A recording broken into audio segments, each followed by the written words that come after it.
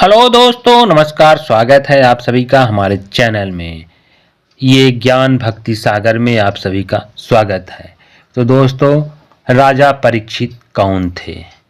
आइए हम उनके बारे में विस्तार से बताते हैं।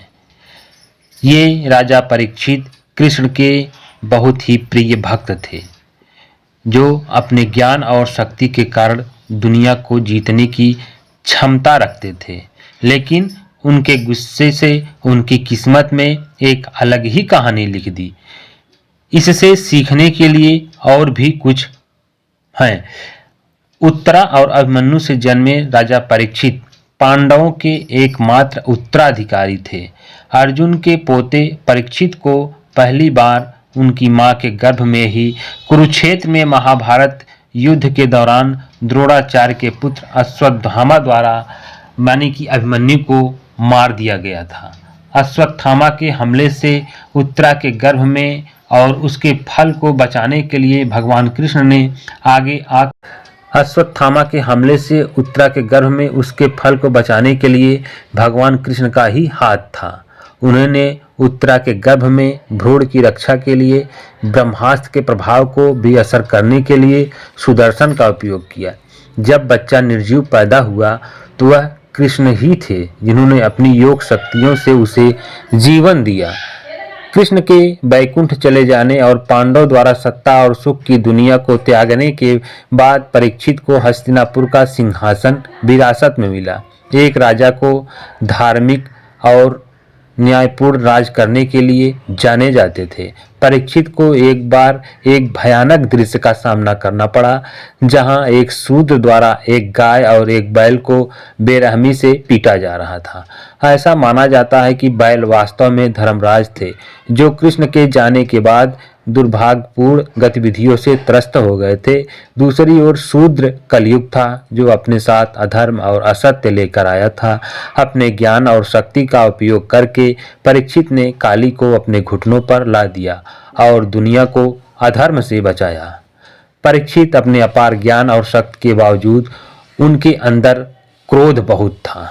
वो क्रोध के शिकार और उन्होंने खुद पर विनाश ला दिया।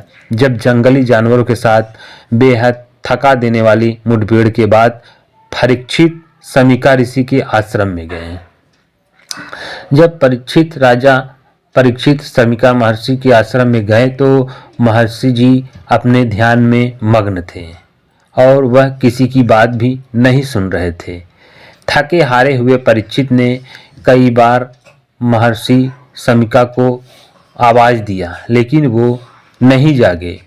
तो राजा परीक्षित ने गुस्से में आकर एक वहीं पर पड़ा हुआ था मरा हुआ सांप, वही मरा हुआ सांप उनके गले में डालकर चले गए।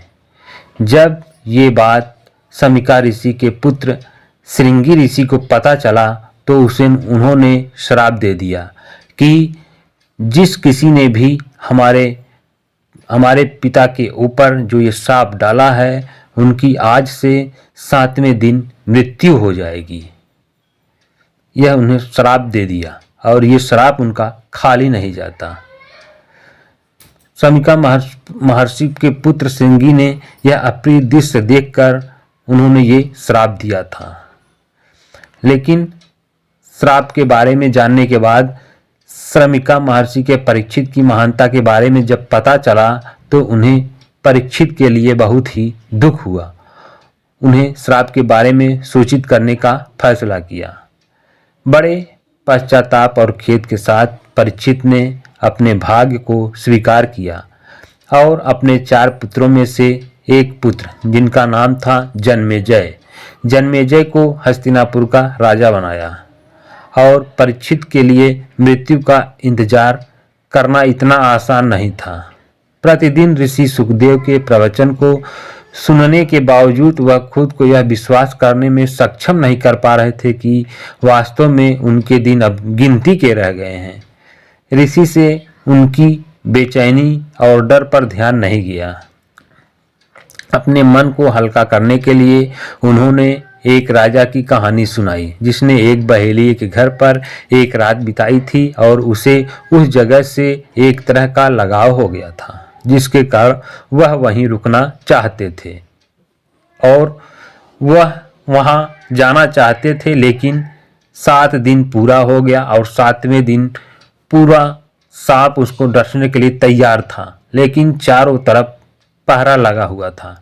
और राजा परीक्षित कहते थे कि मुझे सांप नहीं डस सकता, लेकिन काल को कौन रोक सकता है।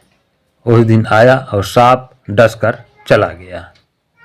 इसलिए जो भी श्राप देते हैं वह कभी खाली नहीं जाता।